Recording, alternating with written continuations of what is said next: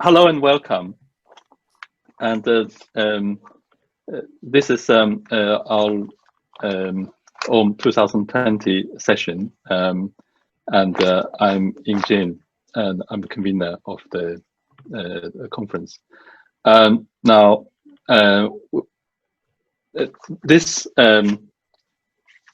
this particular session, we're going to look at the kind of more fundamental ways of modeling of land use change and the land use monitoring that is likely to be useful for the world going forwards, particularly in looking at some of the modeling of that's related to the mitigation of the COVID-19 pandemic. And some work is already coming on, as you will see in the presentations. And for this, I would like to hand over to the chair of the session, Dr. Li Wan, who is a university lecturer in the Department of Land Economy of University of Cambridge. Li. Thank you, Ying, very much. So I'm Dr. Li Wan. Like Ying said, I'm wearing the hat of a university lecturer from Land Economy Department at the University of Cambridge. But before that, actually had a very strong root at Martin Center. So I did my PhD, but also some postdoctoral research with Ying and Marcel for quite a long period. So I've been actually sort of attending, observing, and helping the AUM conference since the 2011. I'm very happy that today I can contribute to this session, being the chair. So thank you all for joining this session number 6. So today we have 2 speakers from different parts of the world, and also 1 discussant. The first speaker we have is the Dr. Jingyan Yu. She's a research fellow in urban athletics from University of Surrey. Jingyan, if I may invite you to maybe introduce yourself. Yeah, hello everyone. I'm Jingyan. I'm a research fellow in urban analytics from Department of Civil and Environment Engineering at University of Surrey. I am interested in urban studies in general and have been doing urban modeling and simulation since my PhD research in the Institute for Transport Studies at the University of Leeds. Nice to meet everyone. Thank you very much, Jingyan. And our second speaker is Professor John Douglas Hunt. So Doug is the professor of transportation engineering at the University of Calgary in Canada. He's also the president of the quite famous modeling consultancy firm called HBA Spatial Incorporated. And Doug has more than 25 years of experience in transportation demand modeling and land use and transport interaction modeling across the globe. He's also the lead developer of the quite famous PECAS model family. Doug, can you maybe say a few words, introduce yourself? Okay, thank you for the nice introduction, and good morning, everybody from Calgary. My connection with the Martin Center is I did my PhD in 1980 and 81 at the Martin Center. Marcel Echenique was my supervisor, and then after I worked for a number of years at the company there doing modeling. And you said 25 years experience. It's actually now getting a little closer to 40. So, but thank you very much for the kind introduction, and I look forward to presenting about some of the work we've done with the PECAS model of Alberta. Thank you. Thank you, Doug, and sorry for making you look slightly younger than you actually are. Don't have to apologize. My apologies. For that, ever. Right, and today we also have the discussant, Professor Geoffrey Caruso from Luxembourg. So Geoffrey is the professor in urban analysis and modeling at the University of Luxembourg. Geoffrey is specializing in the land use and transfer modeling, but also the spatial statistics, spatial data analysis, and he has been publishing widely on cellular automata models, agent-based modeling, and GIS-based studies. Geoffrey, perhaps you want to say a few words introducing yourself, if I said anything wrong? Yeah, thank you. So yeah, I'm Geoffrey. It's perfect. I mean, yeah, I'm an urban modeler, let's say in general. Maybe what could be said is that I have some experience with land use transport interaction model and CA model, which is quite good for today's speakers probably. So that's probably why it's interesting. Thanks. Wonderful. Yeah. Thank you, Geoffrey. Now, without further ado, so if I may invite our first speaker, Dr. Jingyan Yu, to present their paper. The title of the paper is a Bayesian approach to complex land use change modeling, calibrating cellular automata land use models from urban genesis onwards with Markov chain Monte Carlo approximate Bayesian computation. Jingyan, hand over to you. Thanks. I will start to share my screen. Yeah. So thanks, Lee, for the nice introduction, and thanks the AUM organizers for bringing us together. My name is Jingyan. Today I'm here to present on behalf of our team the project, A Bayesian Approach to Complex Land Use Modeling, in which we have put together a new calibration method and modeled urban growth. This project is funded by NERC as part of the Land Use Decisions Program. Today's presentation will begin with the research background and the objective of our interest in different modes of urban growth to address a particular issue in CA land use modeling of short calibration period. Afterwards, the presentation will go into detail of the methodology with the framework of CA calibration and the prediction. You will see a minimized constrained cellular automata model and how we calibrate this model automatically with a Bayesian approach. The presentation will then show the performance of our land use modeling framework, like in this figure on the right. We apply this framework to 2 UK towns, Oxford and Swindon, to model their land use changes from the year 2000 to 2018. We also conduct cross applications and explore exchanged urban development of these two towns if they follow each other's growth patterns in the past. Finally, we will wrap up with discussion and the conclusions. To start with, let's see some background. This map shows how planning and land use policies, as well as their complex playout, can influence urban form and the entire landscape, with an example of 3 countries, the Netherlands, Belgium, and Germany. The gray areas in this map are open land. The green areas are urban periphery. The black bits are urban, outlining the pink urban cores. We can see these 3 countries have very different urban configurations. Consequently, their entire landscape have different spatial layout. The Netherlands has strict restrictions for new urban development. Its urban areas are highly constrained, which leave out large and continuous open land.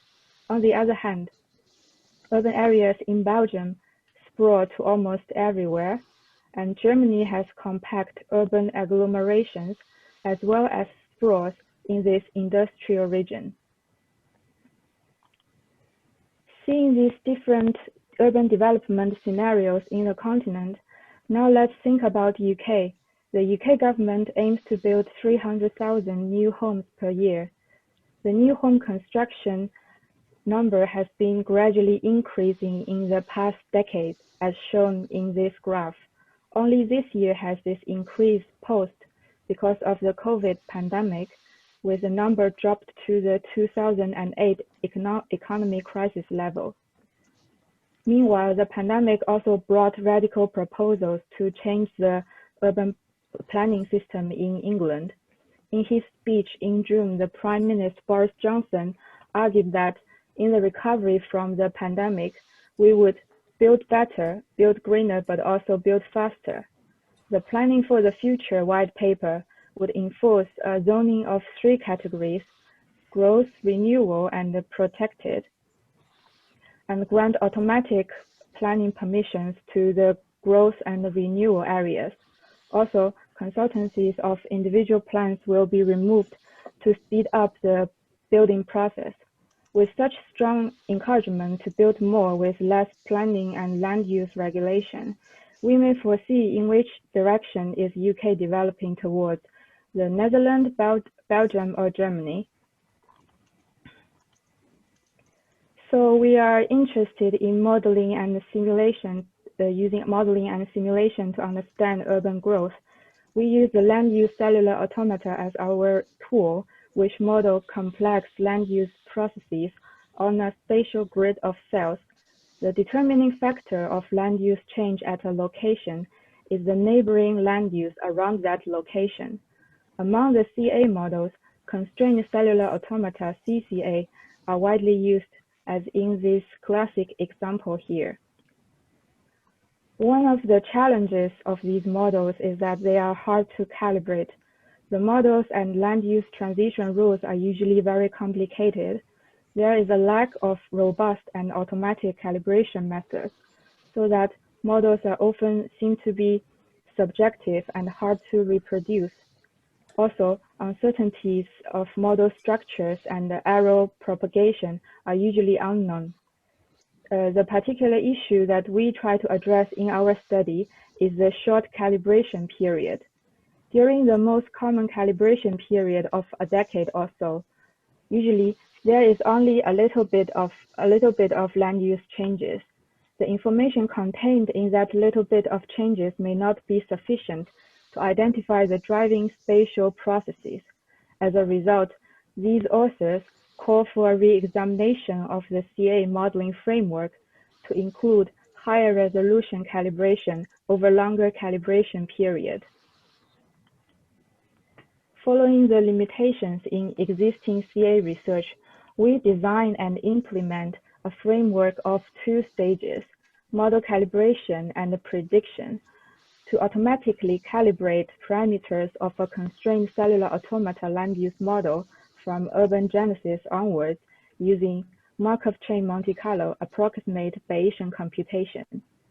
The working flow of our framework is shown by this graphical diagram. To address the short calibration period, we extend the calibration period to the urban origin, year 0, quote unquote.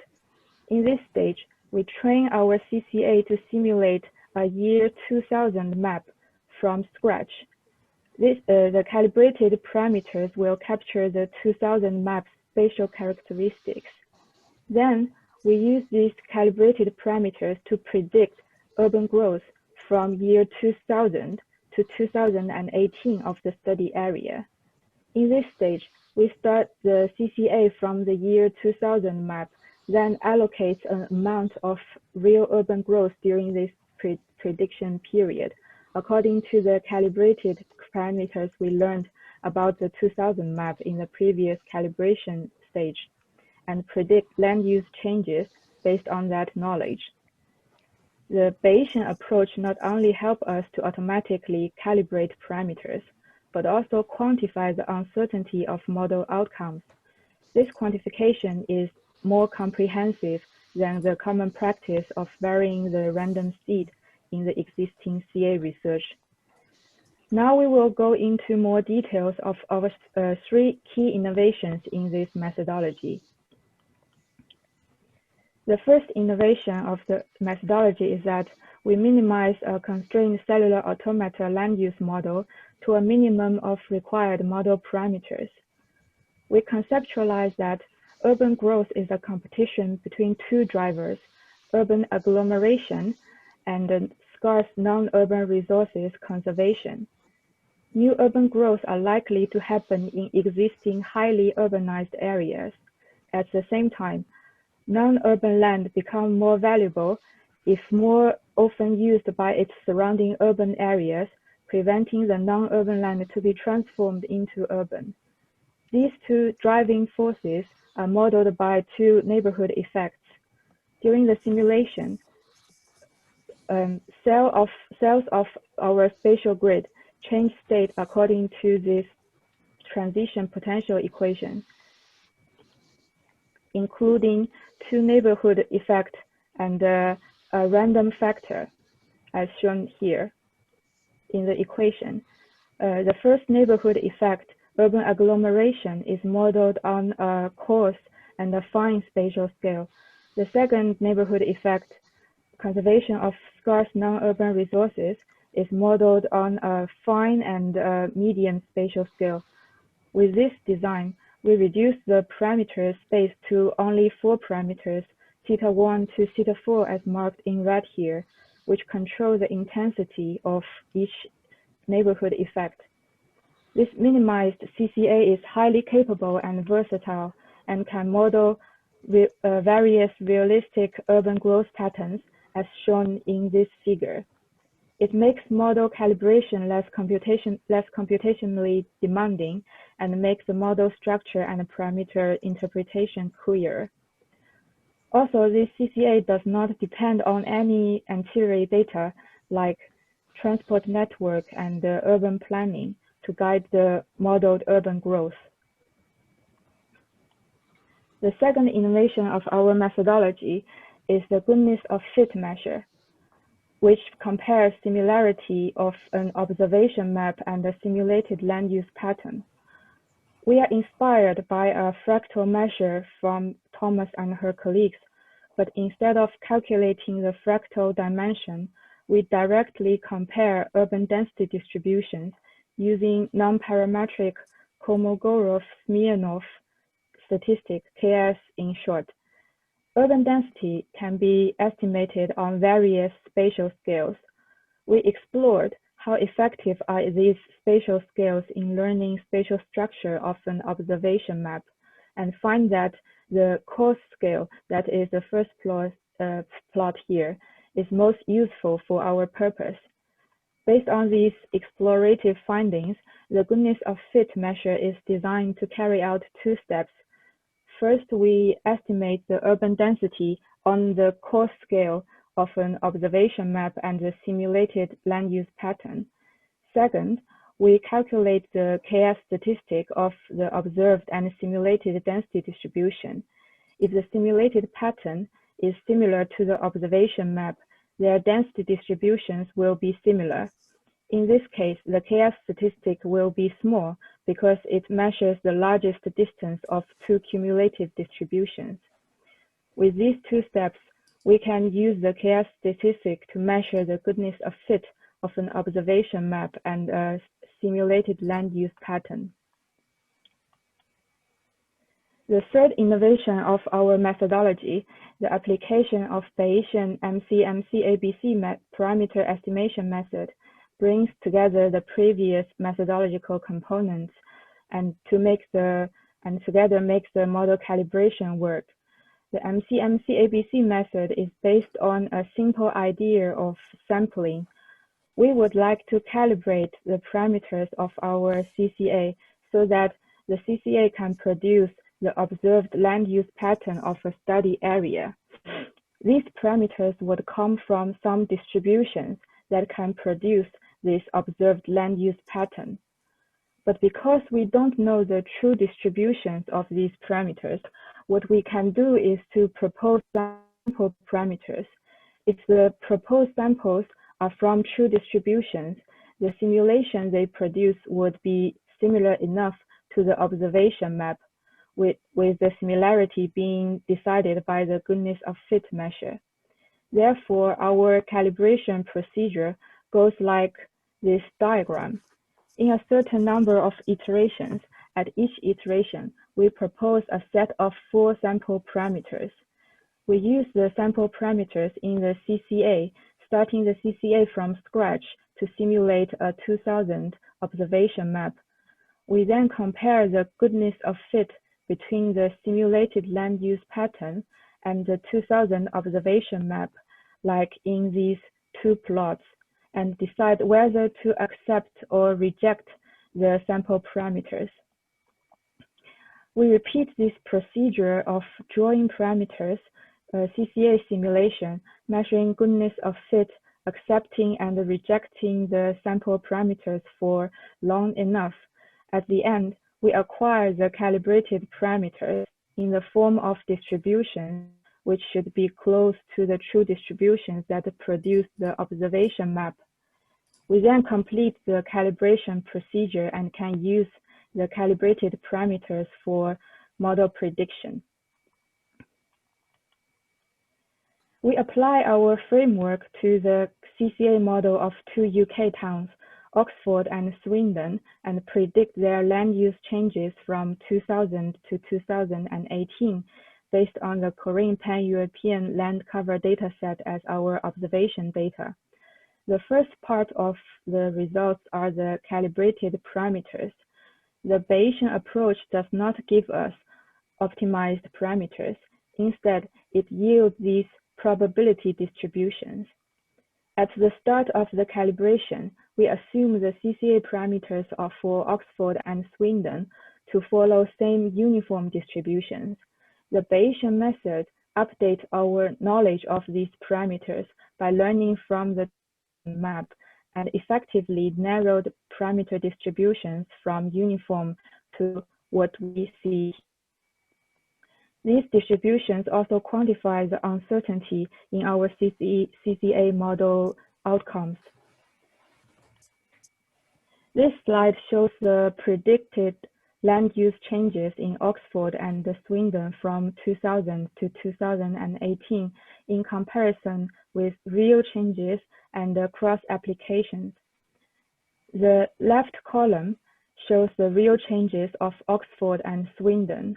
The yellow bits are the urban growth that we aim to model.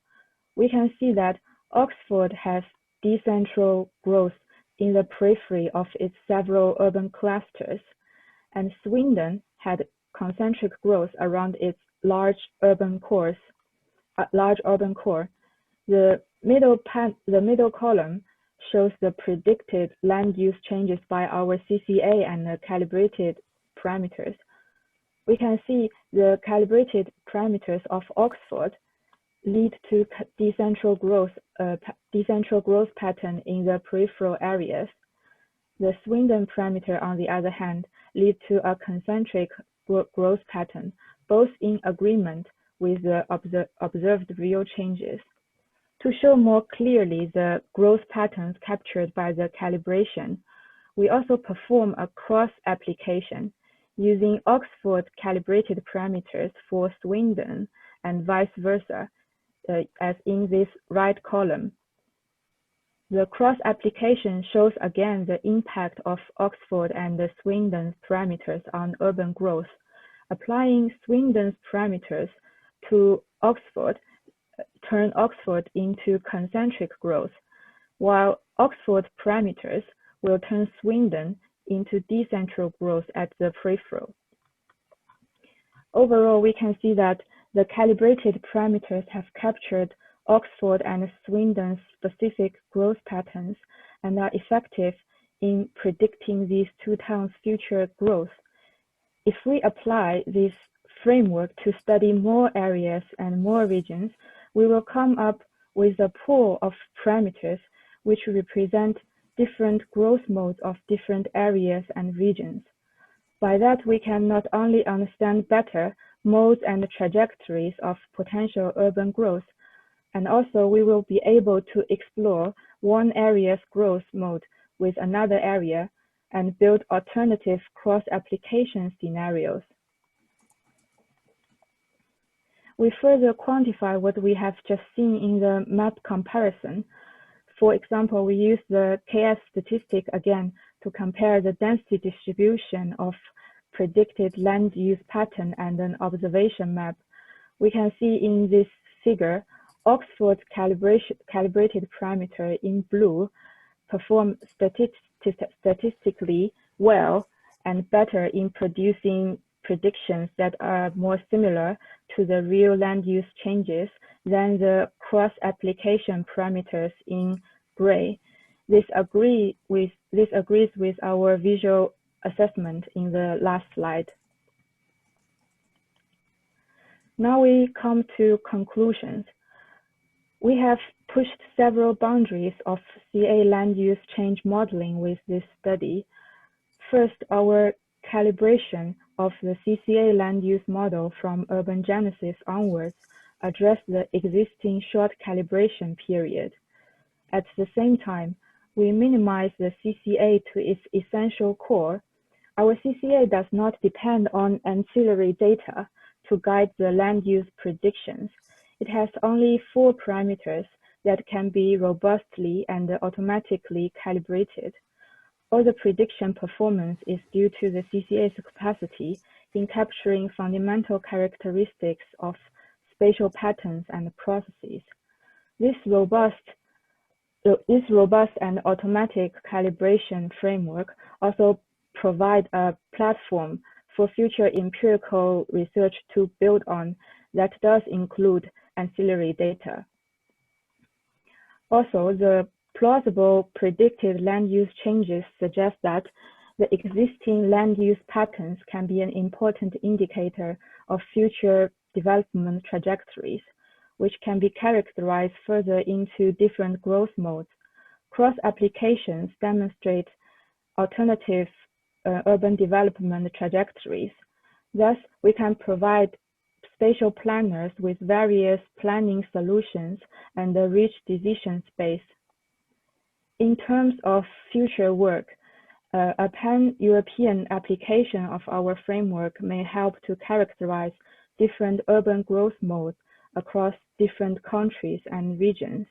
And going back to where we have started in this presentation, the map of Netherlands and Belgium and Germany, and thinking about COVID's impact on economy activity like house building, reform the planning system. Our methodology framework may help to explore those uncertain scenarios. I will stop here and thanks for your attention. My colleagues Alex and Naratip are here today as panelists, so they will be able to answer questions as well. Sue cannot join us because she is teaching this afternoon. Thank you. Okay, I will. Thank you very much, Jingyan. Yeah, and yeah. So Alex is also in the panel. Alex actually is also an old friend of Martin Center. So good to see you, Alex, today. Yeah, I'm just we do invite questions from the audience, and particularly if you have any burning questions, particularly sort of the kind of clarification questions, please do raise in using the Q&A function on the bottom of the window. Of course, you can also leave these questions during the presentation. We will have we'll have plenty of time after both presentations to address your questions. Well, if I may raise one question, this is actually a clarification question. And of course, we see the novelty of calibrating the CCA model. My question is about the calibration from the urban genesis. You allow the model to reproduce the growth from year 0 to year 2000. My question is that do you check the trajectory, so how the model produce the growth from year 0 to year 2000? Do you have any sort of middle point data to check the trajectory, not only the end point but also the trajectory of growth? For this study, we haven't checked that. We do have, so during the simulation, we do have the snapshot of each moment. So if with a high, like availability of longer period of data, we might be able, we can do that. But for this one, we just use this goodness of fit comparison of the 2000 map spatial structure with the simulation. Right. We have another question coming out from the audience. So if I may read it out, So if I were to apply your model in the Chicago metropolitan region, how can I introduce institutional parameters to accommodate the fact that each of the 296 constituent communities have control over land use? That will be, I think that will be designed into the CCA model, so in the transition potential. So it has the capacity, so it depends on how you want to design those transition rules in the during the simulation. So if we were to incorporate planning urban plans, then you can set the restrictions on land sales transition in the CCA. Right. Yeah. Thank you, Jingyan. It's all right. Yeah. Yes. So I think we do welcome further questions, but just to keep this continuity of presentation, so I suggest that we move on to our next speaker. But for the audience, do leave your questions using the Q&A here. Right. So the second speaker today is Professor John Douglas Hunt. The presentation title is Assessing Spatial Economic Impacts of COVID-19 using an Edmonton PECAS model. Doug, hand over to you. You're on mute, Doug. All right, thank you. You can hear me now? Great. Yeah. Still waking up out here in Calgary. So good morning, everybody. Pleasure to be able to talk about this modeling work that we've done. It's very much an application of a model, so we're really emphasizing in this presentation the A in the AUM for the conference.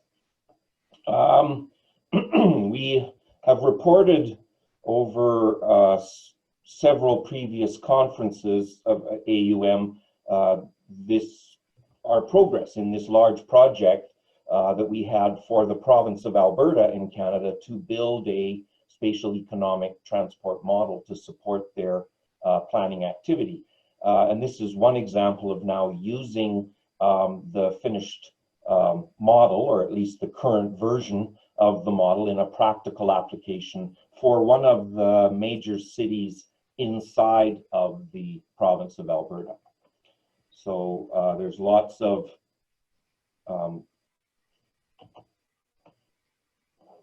concern. What are some of the impacts going to be of the changes in behavior that are going to arise with COVID experience, and how should our forecasts be changing? How should our policy be changing, thinking about how to respond to this? So the way we use the model is we asked a series of sort of what-if questions where we assumed some behavioral changes in behavioral attitudes, and then look at how the forecasts that we have from the models change, and then think about how policy might respond to those. So this is presentation will focus on the results of a particular analysis looking at a set of assumptions and describing them here. First of all, that transit use, attractiveness, the utility functions for transit go down. We added an additional 10-minute penalty to a transit journey, and we doubled the sensitivity to ride time. This then we allowed to feed through the whole model system going into the future. We said that 90% of the office workers in service industries, in the management component of service industries, would switch to work at home.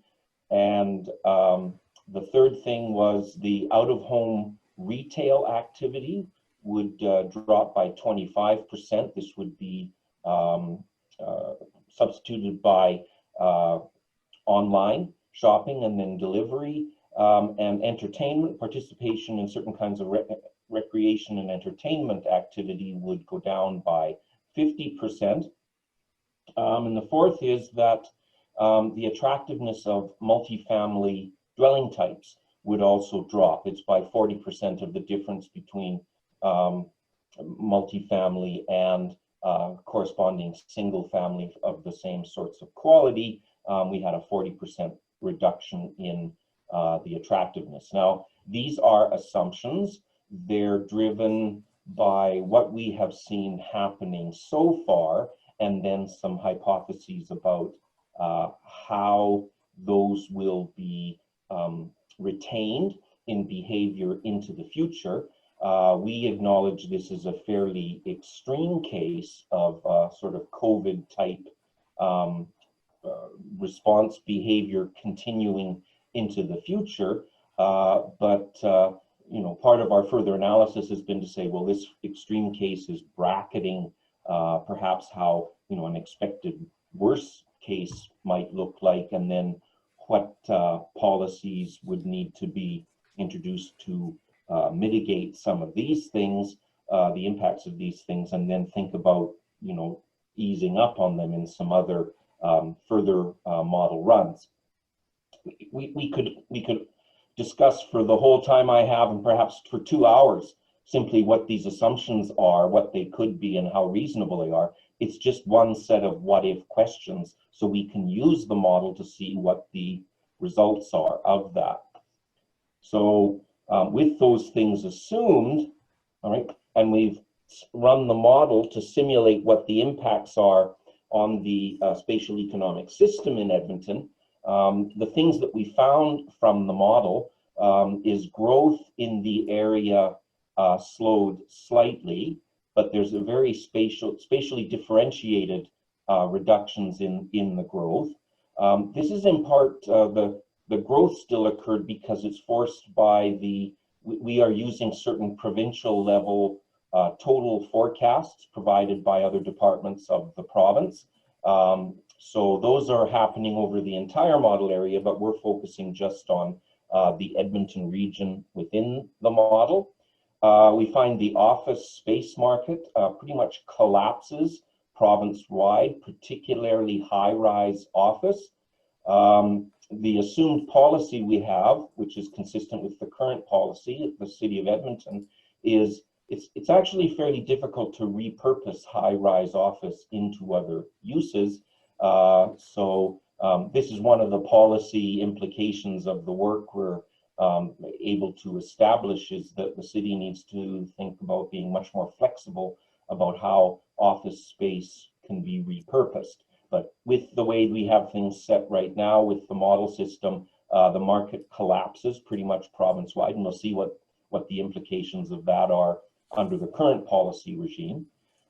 There's reduced rates of centralization. Employment shifts from the city to the region within the census metropolitan area. There's a decentralizing effect that's going on. This is largely impacted by the work at home, which has people staying home. The reduced transit appeal as well, because of the concerns of, you know, being on in shared space with strangers, and also the knock-on effects, the shifting accessibilities in the region because of these first-order changes. You know, there are second-order further with changes in accessibility. Employment continues to decentralize some. The population growth shifts out of the center.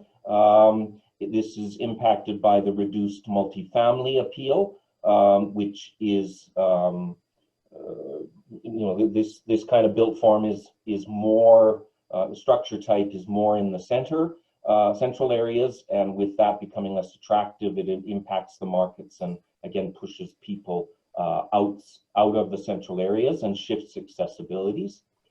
We see less travel, less automobile use, both in aggregate, but we see more automobile use in proportion. We see a shift away in terms of the shares from transit use. It becomes both less in aggregate and in proportion.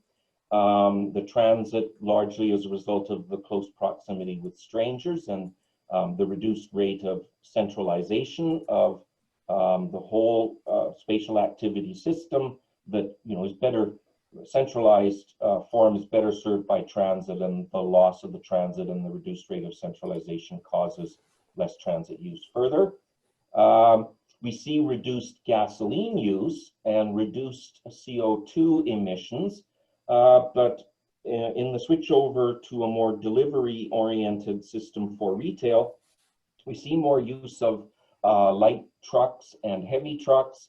We see more diesel fuel use and an increase in PM10 as a result. We see lower rents throughout, with larger unit sizes occurring both on the residential and larger space use, less efficiency on the non-residential activities, leading to lower densities overall. So this summarizes what we found. How did the model show these things to us? First of all, just showing a few things about the model. We can't go through the details in this presentation because it would just take too long. We've got previous presentations that cover those details. But we run the model called the asset model for the whole province of Alberta, and you can see the scale there. And now what we're doing is focusing on what the model is indicating just for the Edmonton region. It's covered with, out of the 464 land use zones we have for the whole model and 3,274 transportation zones, we're just using these fractions for representing what's in Edmonton. This is the full statistical census metropolitan area, and this is the city proper. The model system, again, has different modules for representing the different components of behavior. We simulate how the system evolves through time, going from year T to year T plus 1. We have economic and demographic totals that are allocated to the zones and the interactions among those zones. That gives rise to transportation demands at places. The activity locations also have rents and consumer surplus, which helps drive economic change and location change. We have development of space of various kinds in response to the rents. This drives more economic activity, also provides new space opportunities in different locations. Transportation is lagged into the next time period as well, and the system evolves through time, going sort of years into the future. This is the full setup of the system for the Alberta model, starting in the year 2011, running through to the year 2049. Here's where we run the travel model. Here's where we run the two components of the activity allocation and spatial development. And then this is the economic and demographic drivers. We've calibrated over this time period, and then we forecast and do analysis for starting in the year 2018 and moving forward from there. So we first do a reference case. This is the sort of pre-COVID view of what the situation we were forecasting into the future. We have economic inputs for the whole province and demographic inputs for the whole province forecast by other departments. And the model then takes these and allocates them in response to transportation policy and planning policy and economic interactions into the future. Then we, from the simulation, see what the travel conditions output and the economic conditions. This is just a slide showing the actual simulation. This is one of the metropolitan areas in the province we're focusing in. The slider here shows what year the model is at. We're sort of summarizing results at this point. There's a parcel level treatment of what happens in terms of development. The colors are the standard Robertson colors for different land use categories. But This is the nature of the simulation we're performing at this level, and then we can aggregate the results in various ways to look at what the policy impacts are. So in the reference case, this is our trajectories of the population growth in the city area and then in the region, the colored areas. And just, this is for the reference case, not with COVID yet. And we're looking at the period out to 2039. Just showing the different household categories. We have different numbers of persons with different income and different life cycle, and forecasting the numbers of households in each of those categories within the city. The employment at place of work, the employment place of work by different industry categories. So we can check that. I'm not going to spend any time looking at them in detail here. The occupation categories forecast, the number of occupied residential units by the different dwelling types. We have detached, both economy and luxury, attached, multifamily, shared entrance. This is the category that we think is impacted by COVID concerns. And the amount of space overall that's occupied into the future, and the residential rents, what we see happening with them. This is the dollars per square meter per year for residential rents, which are often converted into prices using net present value and speculation categories, but we here just are showing the rents. So what we do is we now input to the model, rerun that scenario with the transit attractiveness, what we call the T changes, the work at home, which we call the W changes, the out-of-home retail and entertainment, which I'm going to call the E changes, and the multifamily attractiveness, which is what we call the M changes that I described previously. We put those in and we rerun the scenario, and now we can compare the results. We get the results from that case. First, we looked at some things just in the year 2020, what happens with the initial shock that's occurring. And this shows, in this particular plot, what I'm showing here is this was the reference case for 2020, and then these are the responses arising just because of each of those individual effects, the T, W, M, and E. And the hollow is before we allow the rents to change, and then the solid is after we allow the rents to change. So we can see how, first of all, the shock is in demand, then there's changes in rents to adjust for that. So we can see what the response is in just the first year. This is for occupied space of all types. This is for the multifamily economy. All right, so we can see in these locations the significant drops in demand, and the rents do reduce somewhat, so we do see some recovery. So this is sort of the equilibrium solution that's established in the short term. This is the multifamily luxury, and this is the change in office space. We can see the work at home impact is to essentially pretty much destroy the market for office space in central areas. We never see it really completely recover. The rents can't be made low enough to attract back the demand. We do see a little bit of additional rent use on the edges, but we'll come back to that. Here are the office rents, what they for, and again, we can see the collapse in office rents in 2020. In the model, it's taking a little longer in the real world because there are some lags, but we see this playing out. We think this is matching what is happening in the real world over the next little period. So we can now compare the change in the population in the Edmonton city and region as a result of COVID. So we can see about, well, it's about a 6 or 7% drop in the population in these areas. We can also look now more closely at what the spatial pattern is within the city itself. This shows the change by the year 2039. between the reference scenario and the COVID scenario, COVID minus reference.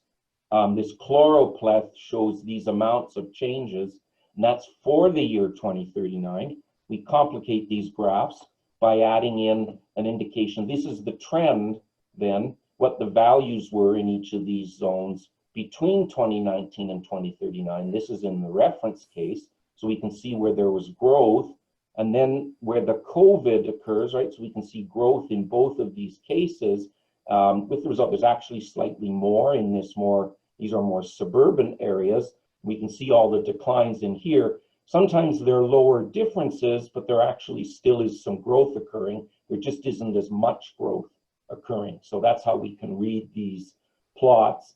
Here's the scale for the values on the trends, but we use this kind of format to show a lot of different kinds of effects over time through to the year 2039. We're showing both a snapshot at 2039 and also how we got there. This is the change in employment at place of work. You can see a much larger drop in the city into the region, and then not so much of a drop from the region outside. So the overall total employment isn't changing so much at place of work in the whole region, but it's moving out from the central areas. So there's this decentralization we see going on. Maybe 10 to 15% of employment decentralizing out of the city itself. We can see this pattern emphasized, right? So this is all industries and all occupations. Again, we can see the trends and how they're changing. This zooms in a bit more to show the central area, right, where we've got declines in relative terms, but also they're really in absolute terms, we can see because of the comparison of the trajectories between the bases. The reference is always the darker blue, and the COVID is always the turquoise or lighter blue. This is the occupation of housing, all structure types. So we can see a hollowing out of these central areas, people moving to more of the periphery. This is overall. This is the change in rents that are occurring as a result of that. This is the weighted average overall. Structure types, we can see lower rents, right? You can see they're actually rents. These are falling in this zone. It's actually, they're going up, but not as quickly in this zone. So it's a slightly different story in these two areas, but they're showing a decline relative to the reference in both cases. The average unit size, how much space per unit people choose. With rents going down, we see that going up. So we see more of a lower density in the use of dwellings, more space per household. That trend shown here, it's not a big change in the trend, but we do see a sort of positive change in that, in the amounts. Looking at the multifamily economy in particular, remember this is the category where the M changes in attractiveness are going to be fairly directed at multifamily. We see the multifamily economy, the drop here in 2020. It does recover in some places, doesn't catch up completely, but in other places it exacerbates the trend. We still see some centralization in absolute terms, but nowhere near as much as before in the reference case. For the multifamily economy, here are the rent changes, right? So the rents are following everywhere. This, of course, is a signal to the developers not to build as much. This is the multifamily luxury, the same kinds of patterns. This was a very hot market. This area in the center, Edmonton was doing a lot of planning around changing this to be a much more dense urban village form. And that just is going to be much more difficult to achieve now with the forces we have put in the model in this particular COVID scenario. These are the rents for multifamily luxury. And just when the rents go down, as I said, just a bit of the actual PECAS model. When the rents go down, there's less incentive to increase densities or select new types. This is the choice model for developers. That's going to impact the utility of development for multi-family space types, right? We simulate that on each of the parcels, but overall, we see in the COVID case a real reduction in the amount of that type of development being encouraged with the lower rents. So we see drops in the amount. Still some development going on, but nowhere near as much as there used to be, and we don't reach the 2039 values we had before. These sorts of numbers here, just to help people with the scales, a 250,000 square meter difference means about 10, 30 or 40 story residential towers. So, we're predicting a real slowing of the growth in that, maybe seeing 10, 15 less of these towers in each zone as a result of the COVID. The unit sizes going up, people not, being as willing to take the very small unit sizes with the higher rents. The occupied office space, right, this goes way down. As we said, you can see the drop down to substantially lower values in the COVID case. Offices largely emptying, and in this model, we didn't have the ability to repurpose that high density. Only the low density, you could knock it down and build a new kind of space. That was permitted in the model. So we do see some generation renewal on the outer areas where that lower density office space tends to be. And the office rents, right? There's clearly a collapse in these office rents. So looking at travel, I've got about maybe 3 or 4 more minutes here of results to show. This is what we forecast happening to travel through to 2039. The changes, the reference cases are the solid lines, the dotted lines are the COVID case. We see single occupant vehicles down, we see high occupant vehicles down, those 2 categories here. This is the trips per person. We see, we do track walk, transit, and even bicycle in the model. It's a very, very low share, but there's a lot of political focus on cycling. But what we see is transit really dropping in use. We had a kind of a trend where it was maintaining before in the planning. Now with COVID, it becomes much more difficult to keep it operating, much lower demand. The daily person trips reflects that as well. This is the aggregate numbers. So we see transit falling off to about 1/4 of its value. We see some less walking. We see some less driving as well. Person kilometers traveled, daily person hours all reflect the same kinds of trends. Here are our mode split changes. Being able to read this graph, the outer is the sort of where we go with COVID versus the inner was the reference. You can see for each of the time periods we're plotting here, a switch to greater use of HOV and single occupant vehicle and high occupant vehicle, and a reduction in transit relative to what we were getting before. Fuel use, we see a slight reduction, but not a very great reduction in gasoline use. And as I'm saying, we also see a slight increase in diesel use overall. So we do see an increase in PM10 particulate matter. Well, we do see a decrease in CO2 emissions. In terms of the flows on the network, what we see here, you see more trucks.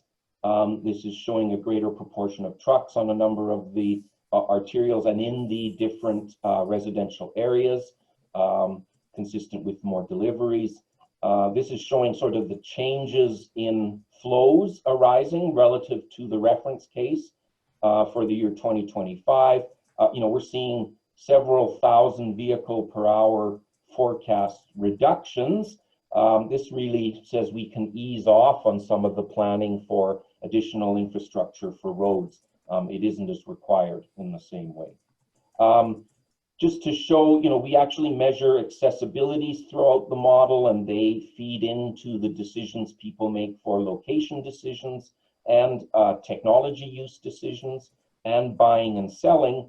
And this is just showing what happened to the accessibility to selling labor, which includes the labor price, the transportation costs, and then a heterogeneity or size term.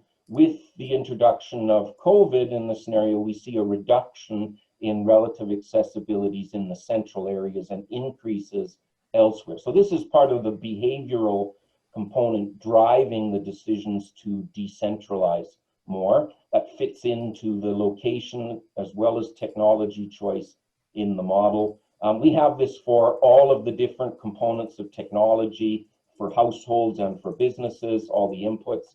For example, just to show, here's the accessibility to hospitals, to buying healthcare in the model, and how that changes as a result of the COVID situation. It does change accessibilities to healthcare. So just to summarize, I won't take time going through them again. We can go through them if there are questions, but we saw these various responses in the model to COVID. And we think that the policy responses need to be to recognize we may not need as many roads right away. We should be thinking about something to mitigate the increased diesel use and PM10 that's going to occur. We should be concerned that some of the ideas we have about a more centralized urban farm are going to be even more difficult to achieve in context. We should be looking at some sort of response, changing the policy we have with regard to repurposing office space in the city.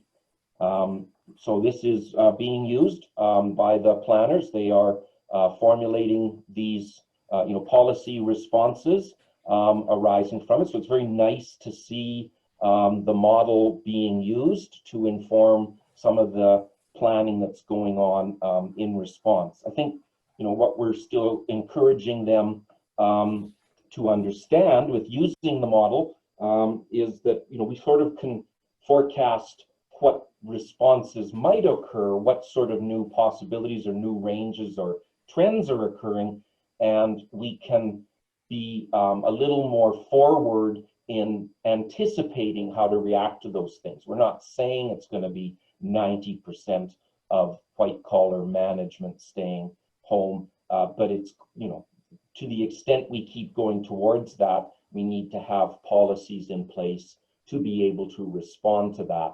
We think shoring up, in some of our other modeling analysis, shoring up the use of office space as a lower cost residential, particularly aimed at lower income categories, could actually help decrease the decentralization trends that are now building in with COVID.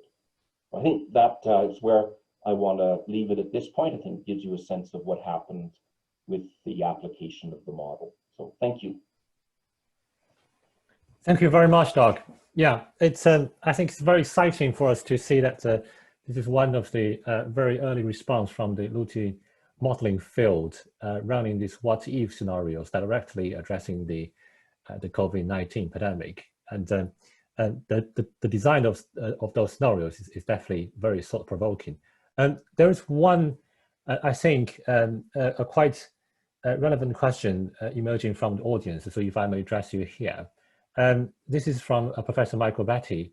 He's asking, do you have any empirical data basically confirming the declines in the usage of business office floor space, public transit modes, retail space, and also confirming the growth of home working?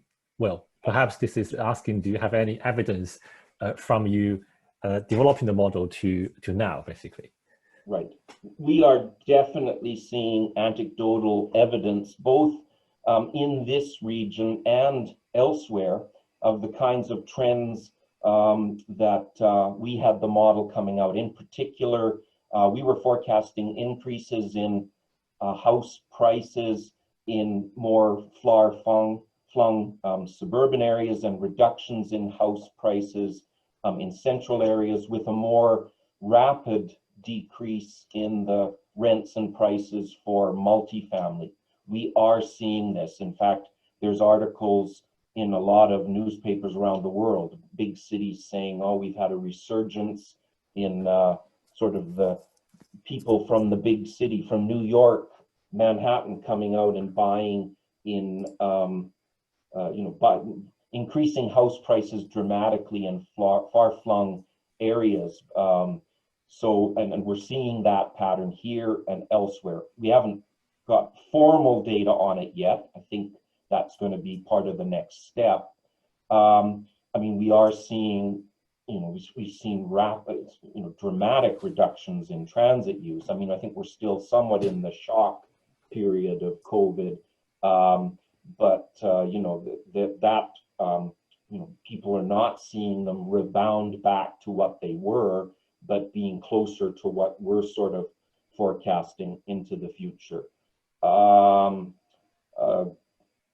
Where else? We do see, well, I mean, that's where we've been seeing things primarily. I mean, I can gather them up, but as you know, around the office at HBA, our virtual office now, everybody, as they find another newspaper article about, office space being very, very, vacant, high vacancy rates in office space in central Edmonton, central Calgary, and the concerns that landlords have, the concerns that investors in shopping centers are expressing.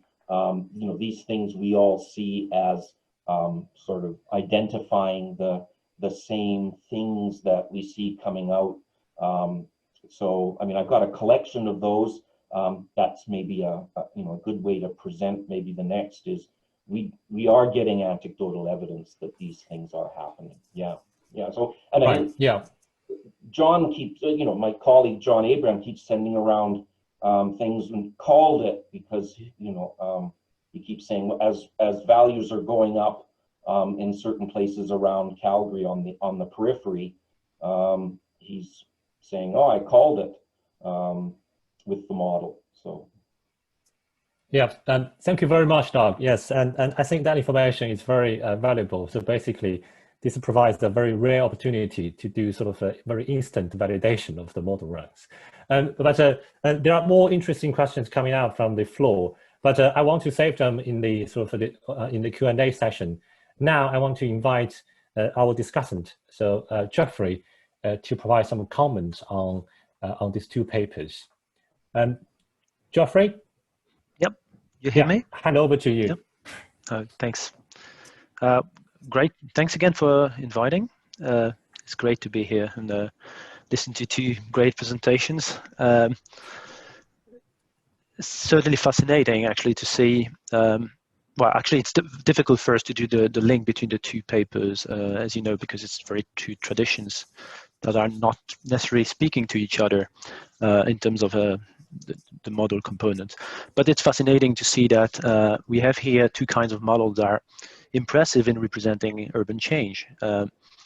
One is very hungry in data. I guess Doug can tell us how much data there is behind all this and how much calibration there is over years and years and years of work, probably, of making sure that parameters fit a particular area. So this is nice, actually, and very also intriguing to see that we need some types of these models, very, very hungry in data. On the other hand, on the other presentation where we have actually a model that's exactly the reverse, in the sense that it's basically two maps and an algorithmic procedure to produce a map that also make a lot of sense. And so I suppose this is where I would like also to drive a bit of discussion here on complexity in modeling and complexity of what happens versus complexity of actually the modeling itself. Yeah, maybe, yeah, sorry. Just trying to find my notes that I'll reverse it here. Yeah, so somehow I think we are lucky that we have models that are able to produce urban change correctly, and then we can actually use them to answer very contemporary questions. I think the first presentation was not directly into the COVID issues, but we see definitely that we could probably raise those COVID issues into it. And I think it's important because so far, if I'm correct, the COVID related work is by far statistical about the fact, about the spread, maybe about the changes in behavior, as Mike Batty suggested in his questions, or maybe it's about accounting of the economic effect, but non-spatially. You know, it's what's the effect of COVID on the economy in general, or stated preference about. I think this was last week about potential changes in mode choice, you know, surveying what people are expected to do in the future. But actually, spatial modeling is only just emerging, I think, although we are now 6 months in this pandemic. Yeah, we're just starting with some spatial models. And these are, I believe, two very good candidates to actually address those changes, and more particularly what we are, I can't remember who said that in the first session, but we are more interested in long-term changes than the very local gradual changes. And I mean, this is quite interesting now that spatial modelers are starting with this. As I said, it's also very distinct modeling approaches. Not only because one is hungry in data and the other is not, but it's also very distinct in terms of the components, right? It's one is actually very based actually on random utility models. This is very classic in transportation and in land use. The other is not at all on that. So it's really based on the algorithmic precision optimization.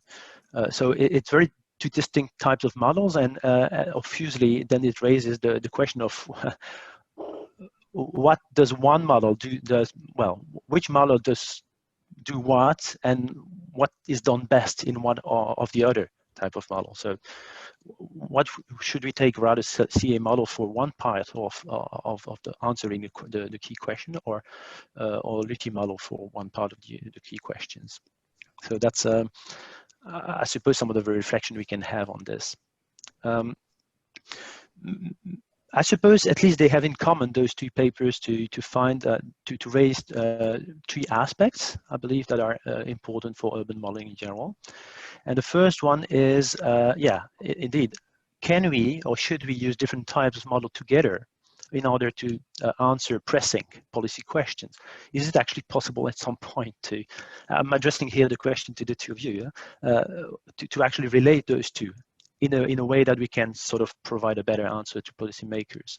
I'm not sure, to be honest. Maybe it's not possible to come and actually join together the results in these two models together to present it. Maybe it's not needed, but then there is a risk that some models will show something that others will actually say exactly the reverse of that, while they are perfectly well constructed. So that's a big question. Should we as model engage in maybe more model comparison and trying to make a dialogue between all the different modeling experience we have before actually we go to speak to policymakers? That's probably one question, and both have their advantages, certainly. The second question, I think the two papers show. Sorry, it's really comments here more than proper question, but it's really a question of portability of a set of parameters, and the portability of parameters across time and across space. That's really intriguing for me. Here we have two cases where things are parameterized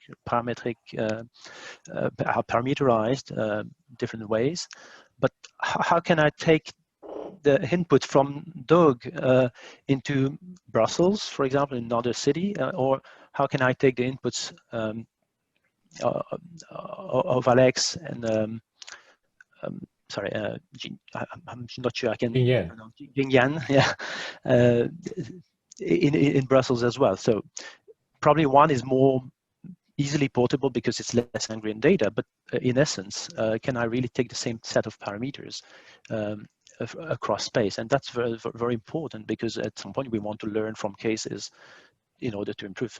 I'm sure policymakers would be happy to hear about answers in other cases, but then you have a lot of probably let's say particularities that makes that maybe the answer won't fit in one area and in another. And particularly, and I raised that earlier, but it's a question of the size of the city that makes that's probably also important, where you stand in the hierarchy, or bigger cities, smaller cities. Is that really portable? And in actually, obviously, the question of time is, or the portability of parameters across time is also very important. I'm sure, Doug, you had the questions that how much can I still keep my parameters correct for the rest of the simulations, and exactly the same in the CA, the constraint CA example. How much can I really rely on the future? Okay, for 2018, but then what for the future then? So that's the second set, and I had written a third set here, which is actually about the complexity and simplicity. Here again, we have two types of model. One is very complex in terms of a number of functions. The other is much more simpler.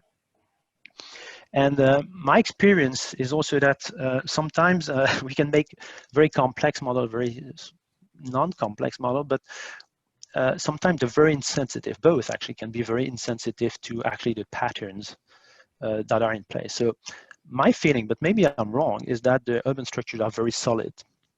There's not much change. Actually, this is the starting point of the CCA model, of the cellular automata case here. There's not much change, so we need to look at the small gradual change to see whether something has had an impact. So it's a bit like urban areas, very resilient somehow, very solid, and therefore we are never too sure whether it's us not being sensitive, having models not being sensitive to what happens, or is actually because things are just non-sensitive to what happens, and CT is a very solid object. I'm not sure you understand here, but I would like to hear your view certainly on this aspect of how much sensitivity we have to put in our models, even if there's no much change at the end, or is it because we are not able to grasp that change in our model, or is it because actually there's not much things that will happen in the future? Most of the map, probably Doug, for example, showed it, or even actually the CA models showed as well, is in difference maps, right? So the levels are quite similar. So what the changes are not that big, and I'm not sure why it's the case. So that's the sort of three areas I like to drive the discussion. How can we play with different types of models, the portability of parameters across space and time, and then maybe this resilience of urban structures. These are, I believe, quite important. Maybe, I don't know, we can have a first round of comments on this, or feelings, and then I have also more technical questions, but maybe your views on this would be quite interesting. Right, thank you very much, Geoffrey, for these very insightful comments. And you actually raised a couple of questions actually for both speakers. I think we should invite them to sort of respond to your questions. But before that, please do allow me to invite the convener, Dr. Jing, to offer some of his comments. Ying, are you able to speak? Yes, I'm able to speak. I'm here. I'm alive.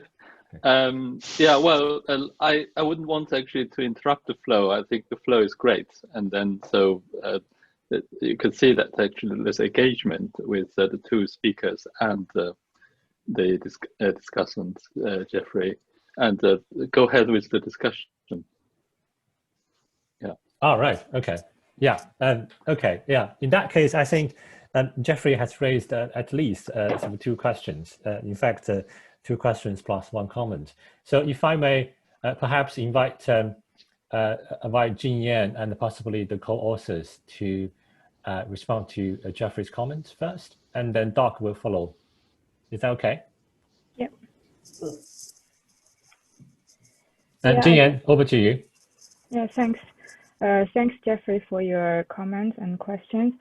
I'm very impressed by the immediacy that Doc's work can produce with this quick response to what is currently ongoing. I think our work do happens on a different time scale. So in the history, there are there is Black Death, there is London Fire, and none of those like interrupt the fundamental mechanism behind urban revolution or the mechanism that we kind of try to understand with our new calibration method.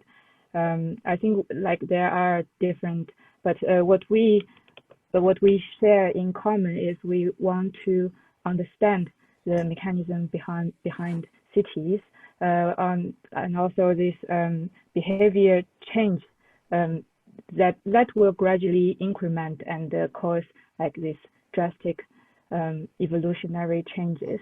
So I think in that sense, like it's related. So now with COVID, we can see this division. I think from the first session of this AUM series, we can see the division in the people's understanding about COVID. Something is immediate change, it's just a shock, then it will pass quickly, and we will go on to follow the previous urban evolutionary trend.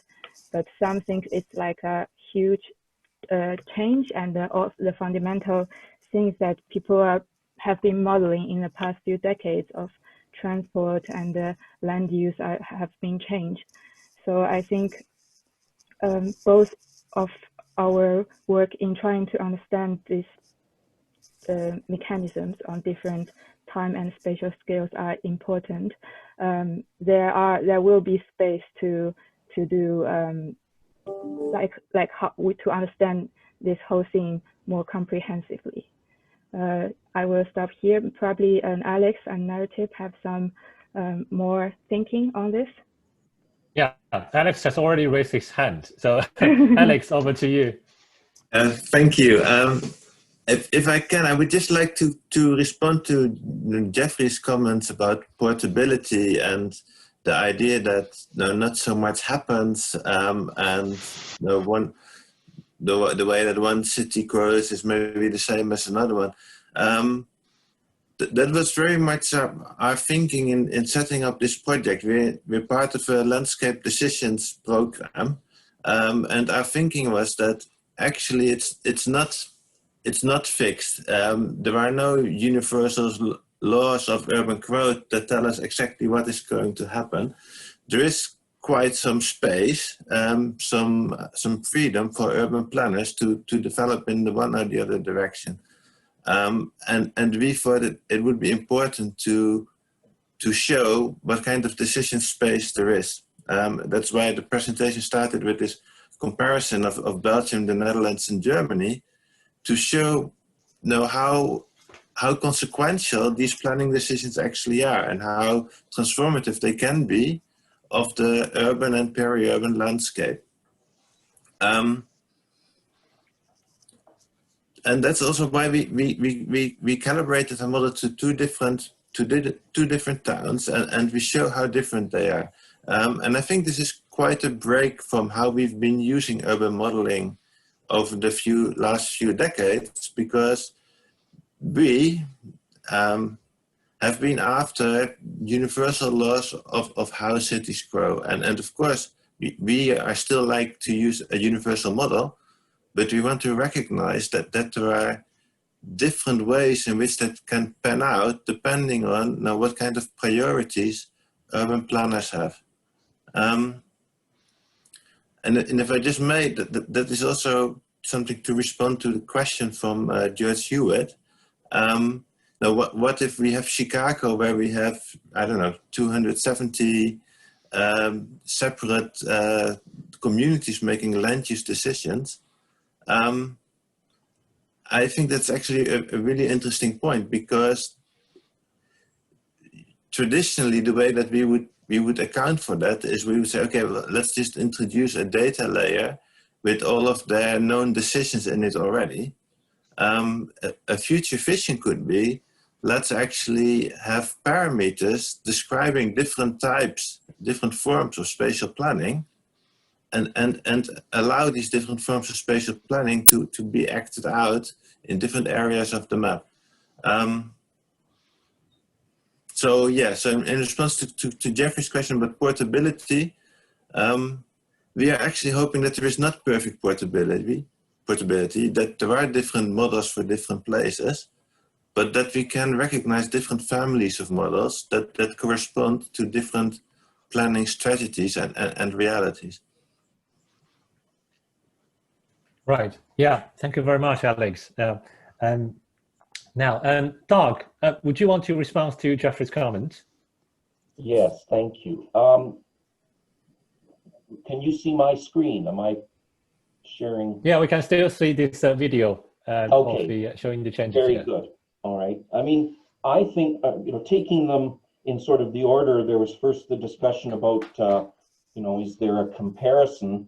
You know, it is the same reality that we're trying to explain. We're setting down some explicit statements about how we think the system works.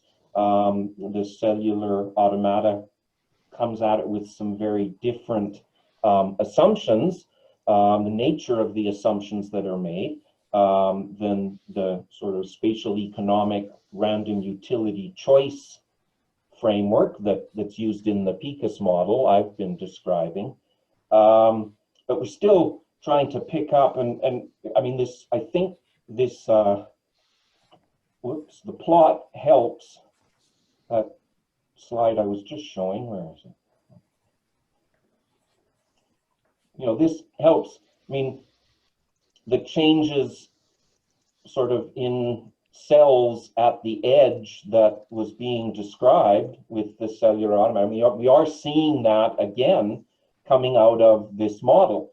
It's to what extent, you know, we're representing what are the behavioral mechanisms that are at play, and can they reflect the changes in policy? First of all, the changes that in attitudes or utilities that COVID is causing, and then can they respond to the policy changes that we might consider, right? So I think, you know, I would say, for example, the assumptions about multifamily development and it becoming less attractive because of the shared space, common area, shared, you know, heating, air conditioning, and ventilation issues that make people more sensitive, or, you know, find them less appealing.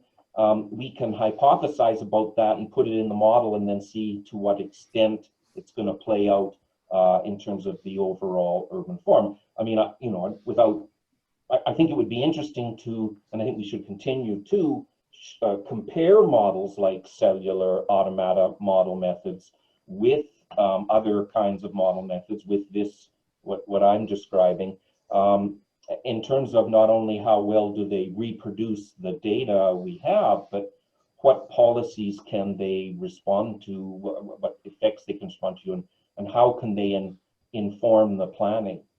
You know, I think Geoffrey also brought up the scale of work issue. There's no question.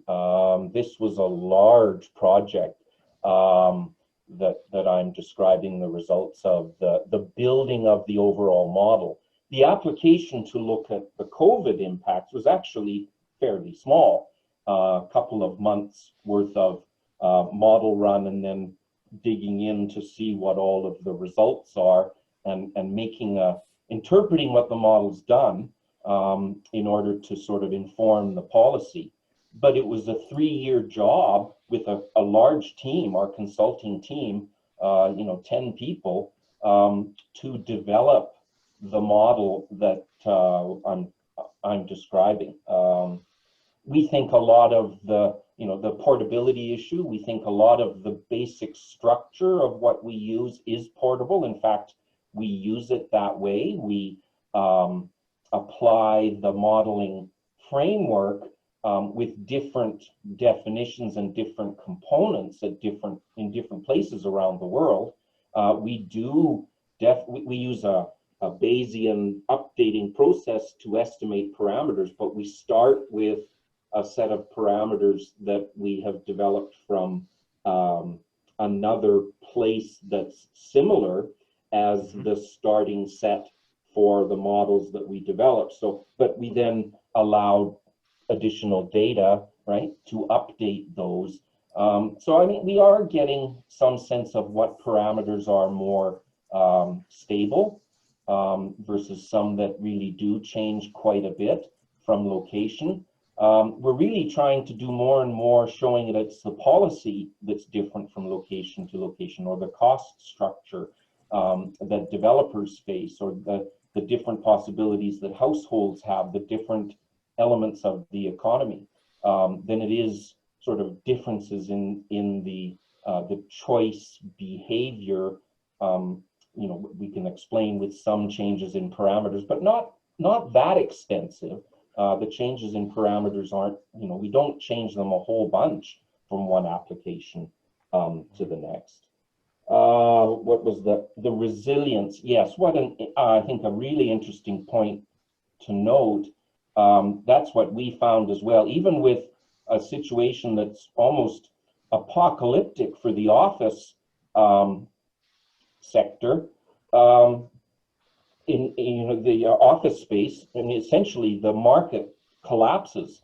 We're making very aggressive assumptions. You know, a very large proportion of white collar stays home. You know, certain categories, it's 90% of them.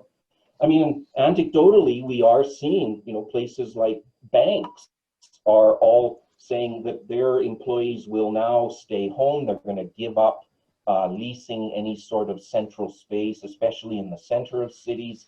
I mean, this is a trend that is occurring. It's something that both the households like, because they can live, you know, stay at home and avoid commuting.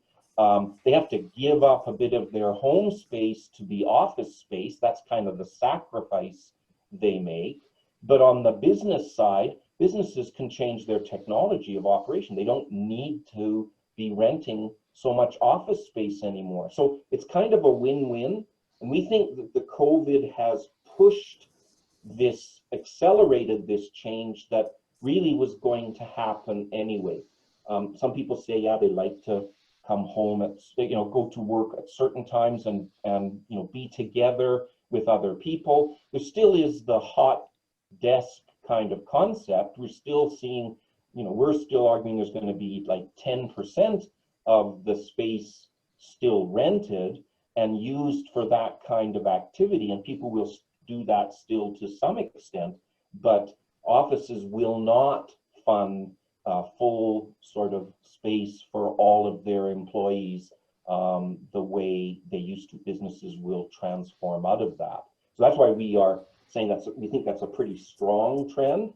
But we see, in terms of resilience, even with that occurring, you know, here are the rents for residential we get in the model.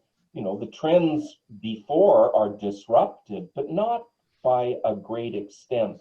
There still is a lot that's built in, and we're changing one thing, something quite dramatically, and some other things somewhat, but still we see in the model the same kinds of overall trends. You know, there are some changes, but they're not as dramatic as you might have expected, which I think was one of the things that, you know, I said, even in this extreme case, we don't see the form of the whole region changing so dramatically. It's going to change somewhat and in directions they don't want, but it isn't going to collapse or become completely different.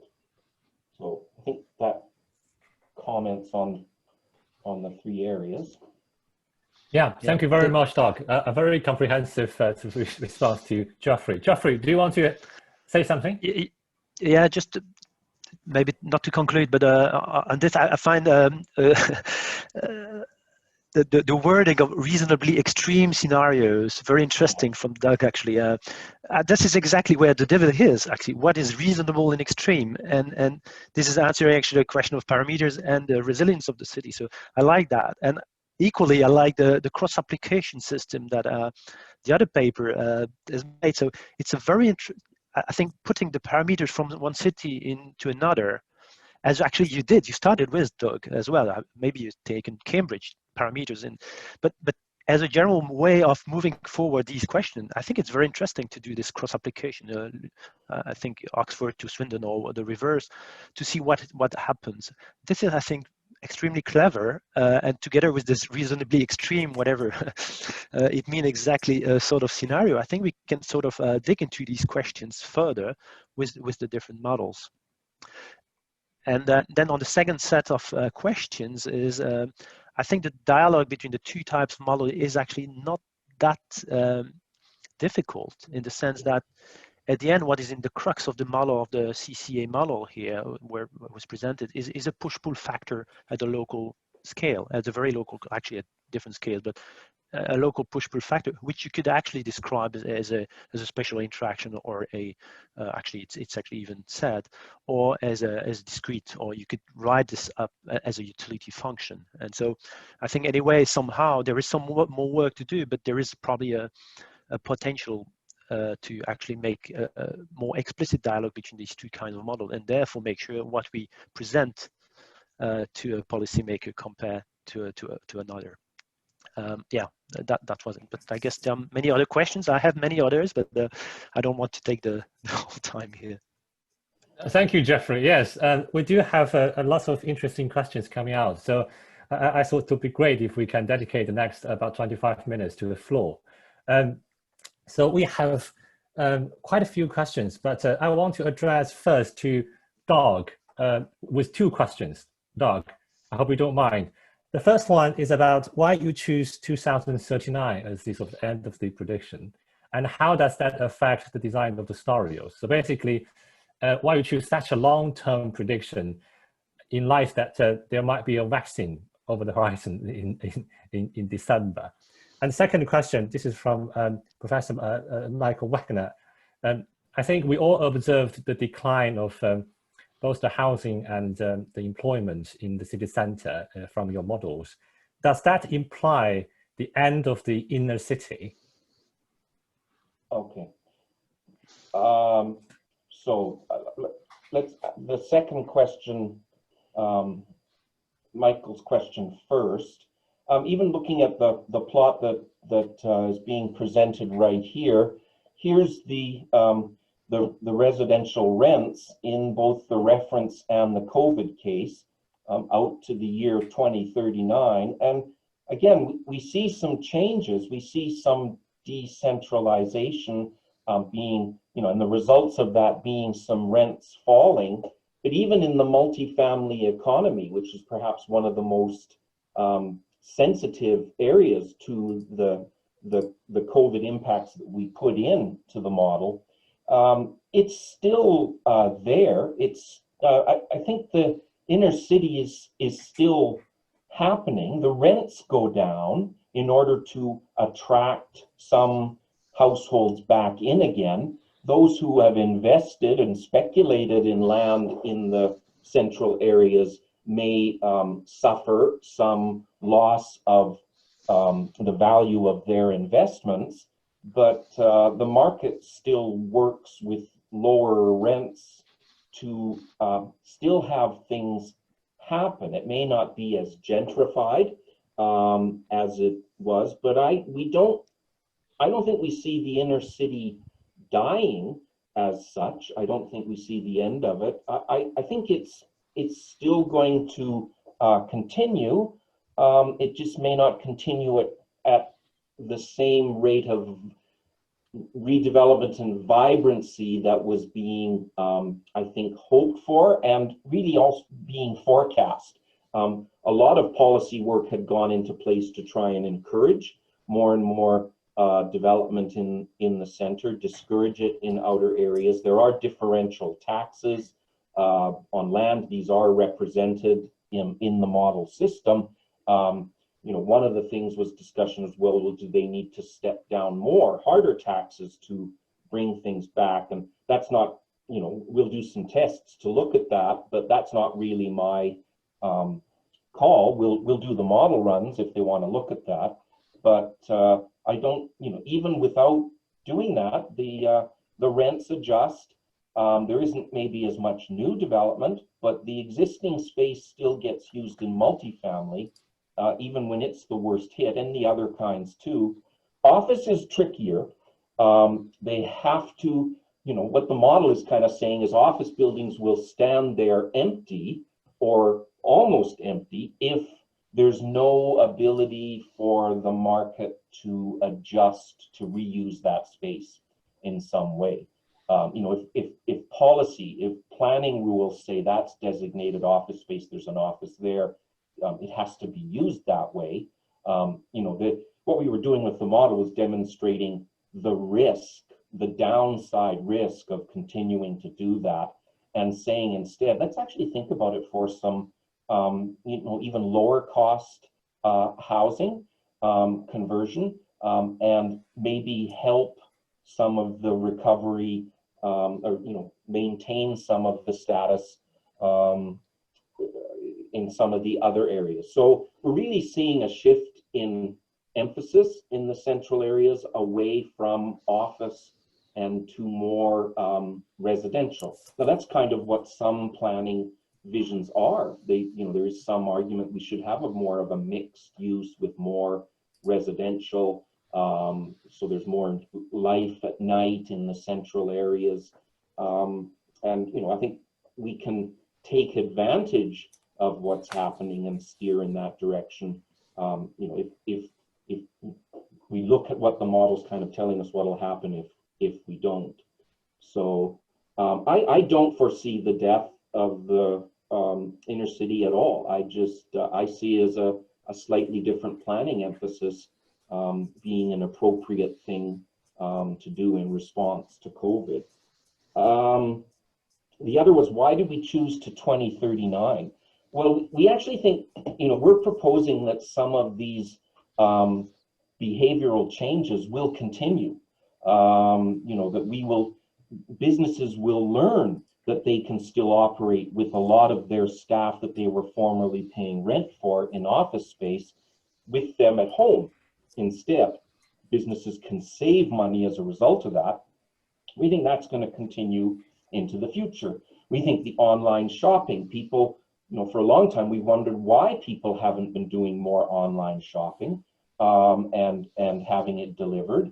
And we think COVID's kind of pushed people to discover that a bit more, and we think that's going to continue.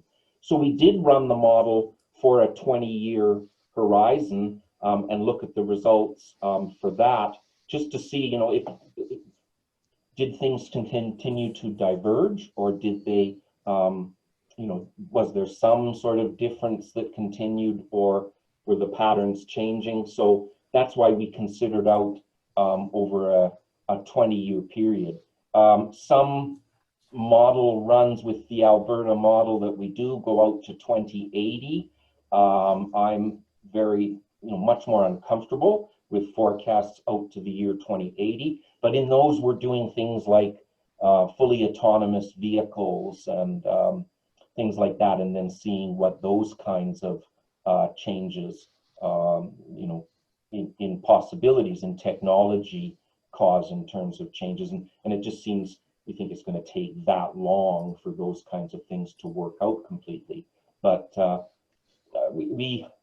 well, there wasn't much more than 20 years is sort of a reasonable, we think, horizon to be looking at for some of the COVID responses. I haven't got a more justified answer than that for why we went to 2039. Yeah, thank you very much, Doug, for answering these two questions in one go.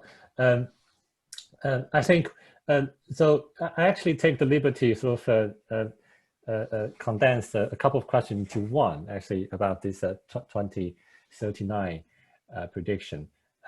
So I think this is to address that people would think that, well, maybe in the short term, everything may change again. So with the vaccine in place, that people will sort of return back to this pre-COVID-19 situation without having sort of long-lasting behavioral changes.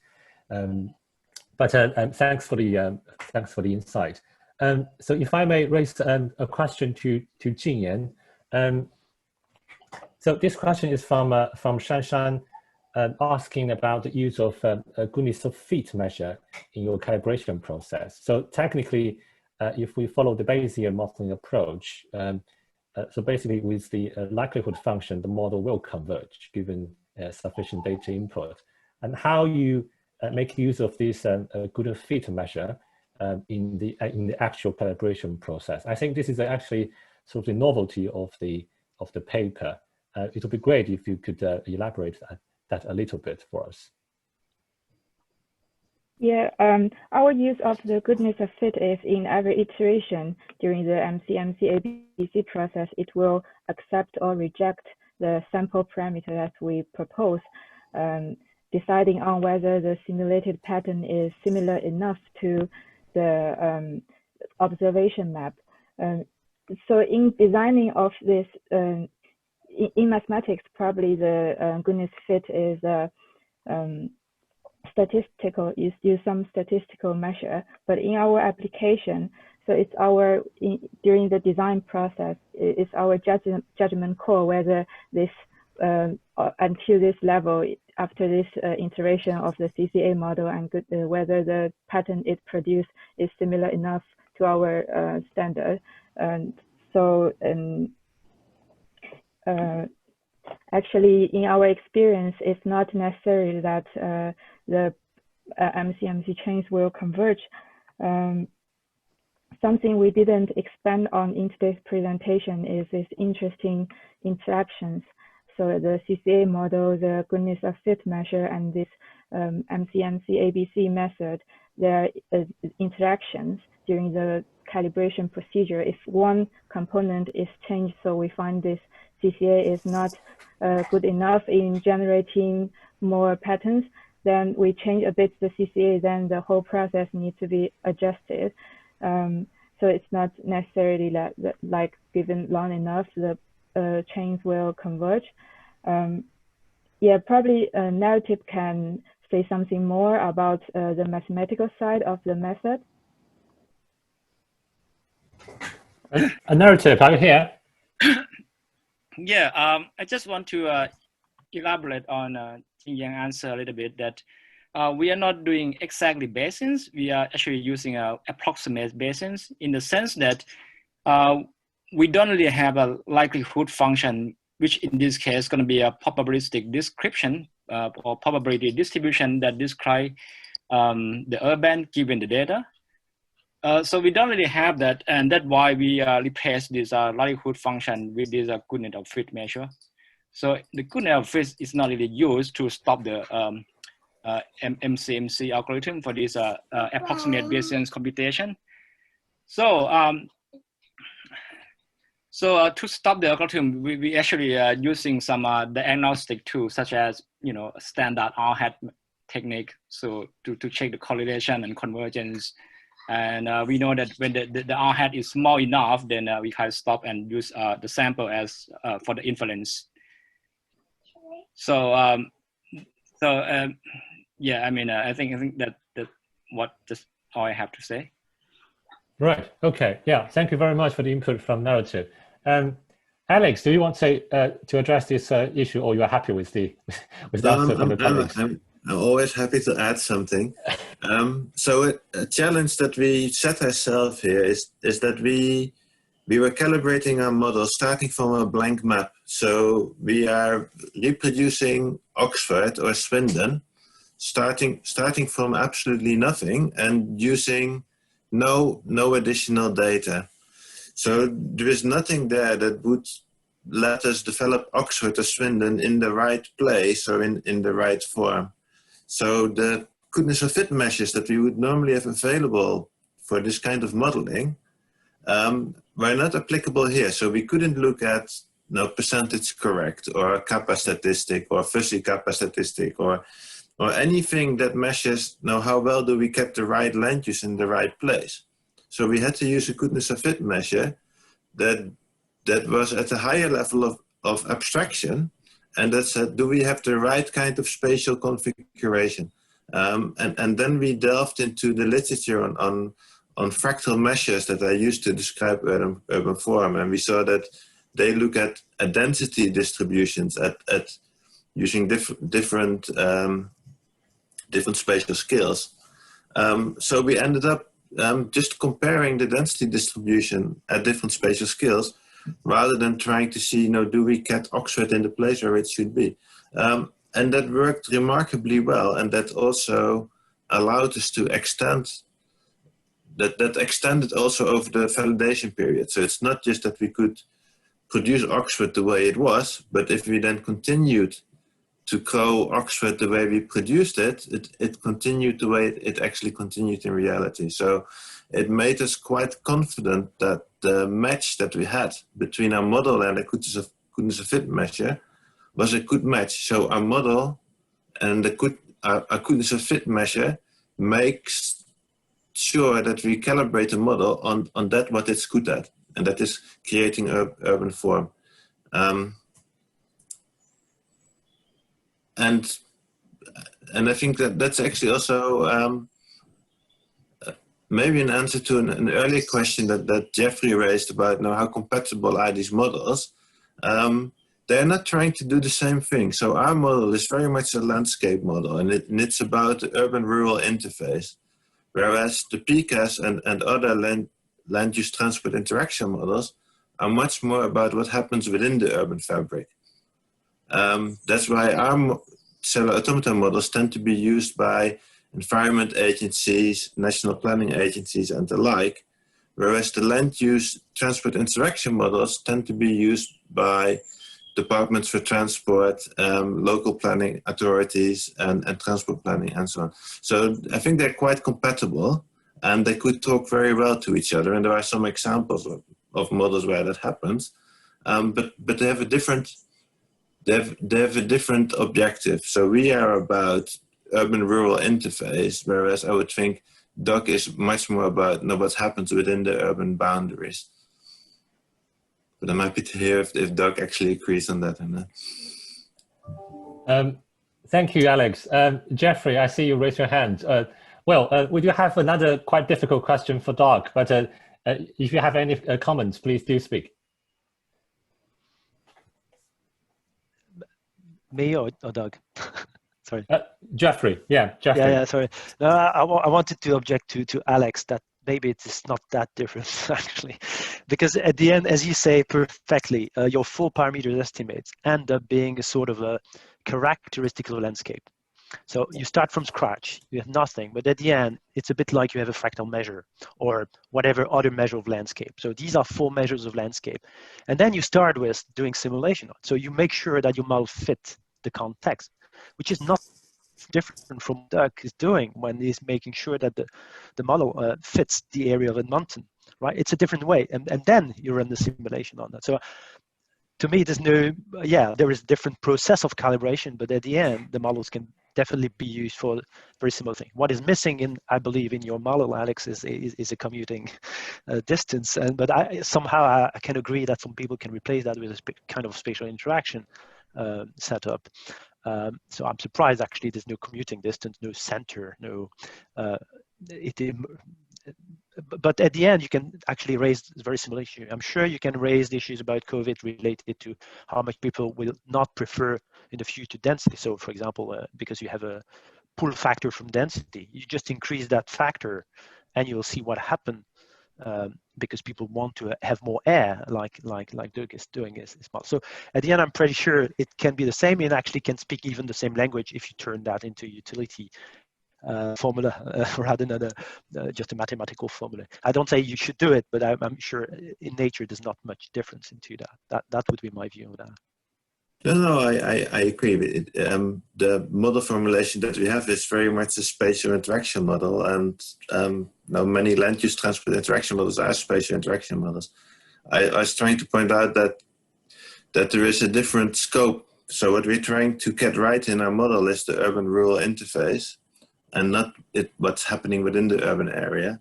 And where I think most land use transport interactions don't put a lot of emphasis on getting the urban-rural interface correct, but they put a lot of emphasis on getting correct computing distances, land rents, office occupation, and so on. So it's a difference in scope, and and I have the feeling that both of us are using the appropriate means to our objectives. Yeah. Yeah, thank you, Alex. I think that's a really good point. I think these two models are, of course, very different, but they do serve very different purposes. Doug, perhaps you have already seen the question from Martial here. So Martial basically asking, does your model imply a decline of transport demands in the future, both in terms of the passenger and the urban freight travel? So what's your thought on that? Okay, first, let me answer, just remind people, I think, that we made assumptions about these aspects of behavior changing. And we could debate whether they are the best assumptions we might make. The intention here was to make fairly extreme assumptions and then see how much different the system was under those extreme assumptions, to give the planners an idea of what sort of scope were they looking at overall. And then back out, we are doing further analysis where we ease up on some of these things. So, you know, I don't think it's the what if question we're asking. What if it's like this? And then what are the results? And then we're asking, okay, now if things return to normal in behavior in 5 years, so all of these things disappear, we know it's going to be something less than what we're indicating with the model. And we're showing some of that in further analysis, but that's the intention. I don't have any disagreement with people that say these things may not last for a long time, but we did an analysis where let's assume that it's the extreme case where they do. And given with the uncertainty, then we can see what the model does. Now, for the question, I'll go to some slides to answer that. We do see reductions in travel overall. We see here, we see reductions in the number of trips per person. We see that across all modes. We see it much more for the transit mode, bus and rail, than we do for the others. This is less trips per person. This translates into less daily trips for the entire area. Again, with the forecast of what we put in, a lot of things work against public transport and the centralized network that currently exists for public transport. All the decentralization that's occurring, all of the reduction in office work downtown, all of the more difficult circumstances using transit all act to really penalize transit more than the others. But this is in a situation, you know, we do see less travel. There's less travel to work, but there's more kinds of other travel. People still take the opportunity to travel, and we still have travel occurring. It's, you know, there's much less travel to work for certain categories of worker. No one in industries, production industries, have their employment locations changed. Factories still remained where they were. Industrial processes still remained where they were.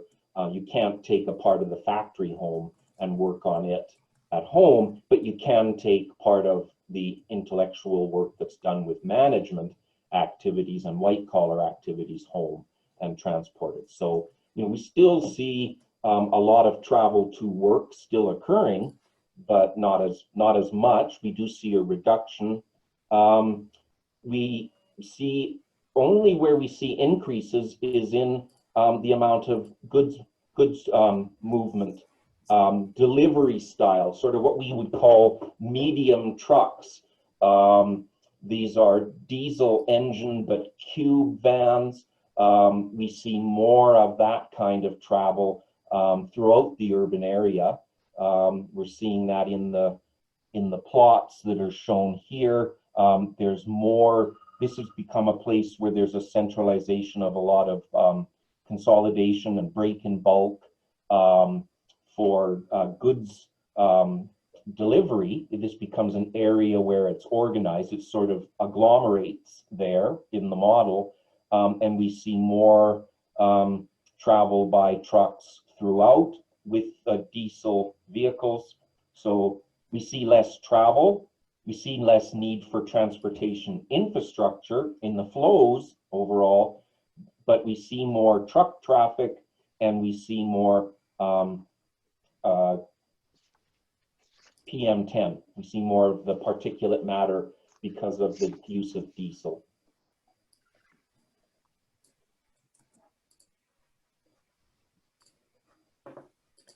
Right.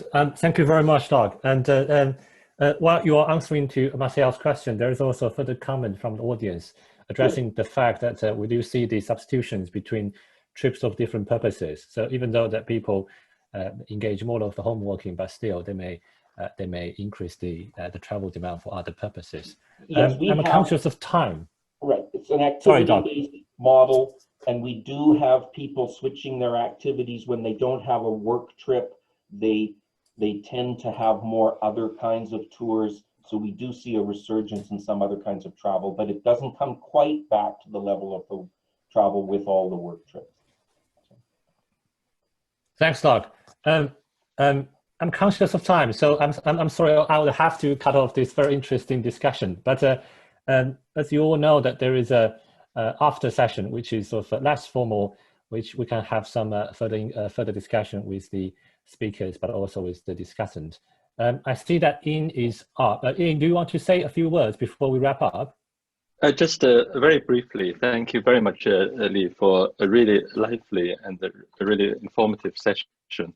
It's a wonderful chairing, which is great. My pleasure. Now, yeah, and I really enjoyed the presentations and Geoffrey's comments as well. Now, yeah, just one correction. The post-session is not a formal at all. So not only is less formal, but actually it's not at all formal. So you're really welcome to participate if there is time, or if it works with your diary. Now, this is the 6 out of 20 sessions we're going to have. And now, this is a good point, that it's appropriate for all the convenience to from us to invite queries and suggestions for improvements in the format of this session. The webinar format is a bit clunky still, although Zoom has done a lot to improve it in recent months. There are also some steps backwards as well. So on the whole, lots of the colleagues may find this format is a little cut off between the audience and the people presenting, and in the people who are presenting, they feel that they're cut off completely because they cannot really read the audience. So that's why we created this post session for people to have a more of a human-to-human interaction in a smaller group, so that the conversation actually could be more lively. But also we welcome other suggestions to improve it. So shortly we're going to send out an email to ask for feedback and suggestions to improve this. Finally, what I would also say is that we're going to add another session on Monday, the 16th of November. And again, the invitations will come out to you early next week. And this is going to have 2 exciting papers. One talking about city regional modeling in Ile-de-France, the greater Paris region. And the other one is the planning of the greater Beijing region, equally big.